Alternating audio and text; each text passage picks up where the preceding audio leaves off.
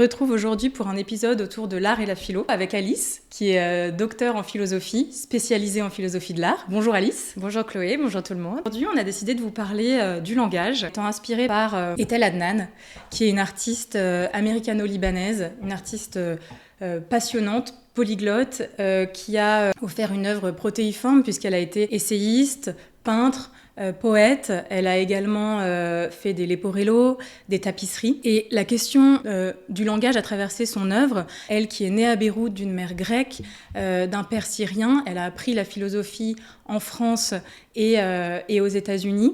Elle a écrit en anglais et en français.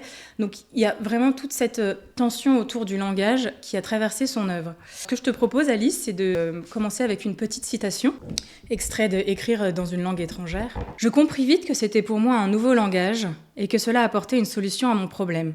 Je n'avais plus besoin d'écrire en français, j'allais peindre en arabe. » Si on part de cette citation, Alice, est-ce que tu peux peut-être nous présenter quelques pistes pour aborder le sujet du langage ? Rebondis directement sur cette somptueuse citation que tu as rappelée. Je n'avais plus besoin d'écrire en français, j'allais peindre en arabe. Je crois que cette phrase dit tout, puisque effectivement, pour Etel Adnan, peindre, c'est dire aussi, mieux encore, c'est dire autrement. Elle interroge ici le langage de l'art, ou plus particulièrement les langages de l'art, comme dirait Nelson Goodman, puisque l'art a plusieurs manières de dire, plusieurs manières de signifier.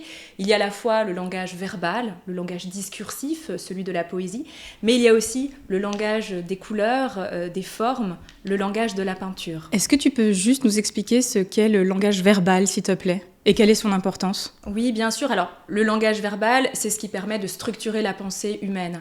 Hegel dirait même que le son articulé, c'est-à-dire le mot, c'est ce qui fonde, c'est ce qui forge la pensée humaine. Donc, le langage verbal n'est pas seulement un outil de communication, c'est ce qui structure le monde, ce qui organise le monde. Mais le langage des mots a un revers.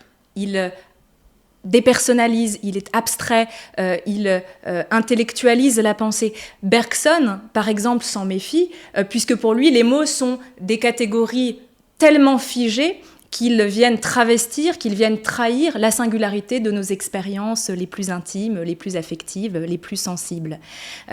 Et pourtant, il y a la poésie. Et la poésie, c'est un langage verbal qui nous raconte à travers le sinueux, qui nous raconte à travers le charnel, voire à travers le sensible. Je pense par exemple au poème « La lune n'a pas dormi » d'Etel Adnan, où elle vient nous conter au cœur de la nuit l'amour qu'elle a pour l'autre et qu'elle contemple. Et d'ailleurs, le langage ne s'arrête pas aux mots. Il n'y a pas que des signes verbaux, il y a aussi, on le disait, les couleurs, les formes, tout ce que Nelson Goodman appellerait le langage iconique, c'est-à-dire le langage propre de la peinture. Et le langage et l'art partagent un mot-clé, celui de représentation. Mais il ne s'agit pas de recopier fidèlement le monde ou de le conceptualiser, c'est-à-dire de le généraliser en le mettant à distance à travers des représentations mentales ou des concepts. Il s'agit plutôt de faire advenir le monde à nouveau, le représenter, c'est-à-dire le présenter sous une forme seconde par le prisme de l'originalité et de la subjectivité de l'artiste. On peut parler d'une forme de vision ou d'interprétation sensible. Si l'art n'est pas une représentation d'ordre conceptuel, quel type de représentation est-ce ? Oui, si l'art n'est pas une représentation conceptuelle, c'est peut-être qu'il est une forme de représentation symbolique, je dirais même une présence symbolique. À la différence du concept qui vient figer dans des catégories fixes, le symbole procède par évocation, donc il établit un lien beaucoup plus fluctuant, beaucoup plus mouvant entre le sensible et l'intelligible, entre le visible et l'invisible. Il rend visible l'invisible, dirait Paul Klee. C'est exactement ce que fait, d'après Heidegger, Van Gogh quand il peint sa paire de vieux souliers. Il ne présente pas, il ne peint pas des objets, il représente, ou en tout cas il présente à nouveau des vies concrètes qu'il rend visibles, des existences que des langages non artistiques ne pourraient traduire, ne pourraient transcrire. Et je crois que chez Etel Adnan, c'est exactement cela. Chaque touche de couleur, chaque parole poétique est un symbole, c'est l'éclat d'un monde intérieur qui advient au visible. Merci beaucoup Alice. Merci à toi.